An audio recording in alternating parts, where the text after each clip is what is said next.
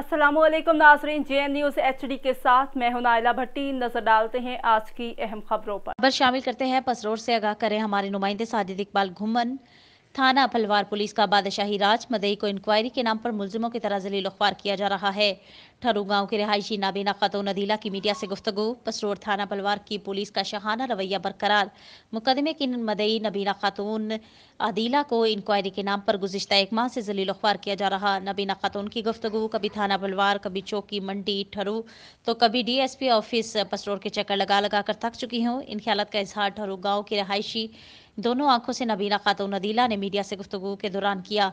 उन्होंने कहा कि 13/10/2022 को 4 खवातीन समेत 6 मुल्जिमान गजनफर अली, वल्द रहमत अली, कासिम वल्द अताउल्ला, आयशा जोजा गजनफर अली, कलसूम दुख्तर रहमत अली, सायरा और मुमताज जोजा अताउल्ला ने मुझे अपनी छोटी बेटी के हमरा जाते हुए मुझे पकड़कर तशद्दुद का निशाना बनाया और मेरे कपड़े फाड़ दिए। वज़ीर आला पंजाब से इंसाफ की अपील।